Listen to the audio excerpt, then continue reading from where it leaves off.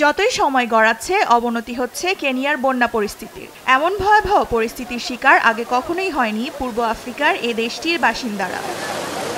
গেল কয়েক সপ্তাহ ধরে চলা একটানা ভারী বৃষ্টিপাতের কারণে নজিরবিহীন বন্যা দেখা দিয়েছে দেশটিতে। মঙ্গলবার একদিনেই অর্ধশতাধিক বাসিন্দার মৃত্যু হয়েছে বলে জানিয়েছে বার্তা সংস্থা আনাদোলু।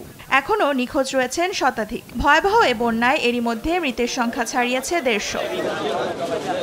মঙ্গলবার ভূমিধসের ঘটনায় বেশ কয়েকটি গ্রাম ক্ষতিগ্রস্ত হয়েছে বলে জানায় স্থানীয় প্রশাসন। এতে বেশ কয়েকজনের প্রাণহানির খবর জানিয়েছে স্থানীয় গণমাধ্যম। বন্যা কবলিত এলাকাগুলো এরই মধ্যে পরিদর্শন করেছেন কেনিয়ার প্রেসিডেন্ট উইলিয়াম রুটো। এ সময় বন্যার্তদের নিরাপদ আশ্রয়ে সরিয়ে নেওয়ার নির্দেশ দেন তিনি। একই সঙ্গে বন্যা কবলিতদের সব ধরনের সহযোগিতার আশ্বাসও দেন কেনিয়ার প্রেসিডেন্ট। কেনিয়ার বেশ কিছু এলাকা এখনো বন্যার ঝুঁকিতে রয়েছে। বাসিন্দাদেরকে নিরাপদ আশ্রয়ে সরে যাওয়ার জন্য অনুরোধ করছি, কারণ সামনে আরো বৃষ্টি হওয়ার আশঙ্কা রয়েছে।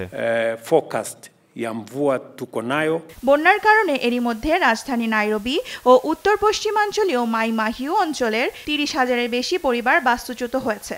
তবে সবচেয়ে বেশি ক্ষতিগ্রস্ত হয়েছে রাজধানী নাইরোবি ও এর আশেপাশের বাসিন্দারা। এমন পরিস্থিতিতে বন্যার্তদের জন্য হাসপাতালের সব বিল বহনের ঘোষণা দিয়েছে কেনিয়ার সরকার।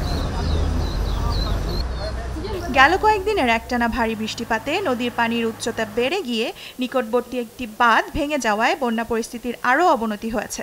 এতে ব্যাহত হচ্ছে স্বাভাবিক জীবনযাত্রা। ভোগান্তিতে পড়েছেন লাখ লাখ বাসিন্দা। বৃষ্টিপাত আরও কিছুদিন অব্যাহত থাকবে বলে জানিয়েছে আবহাওয়া অধিদপ্তর। দেওয়ান মুবাশশিরা হোসেন, নিউজ ডেস্ক, দেশ টিভি।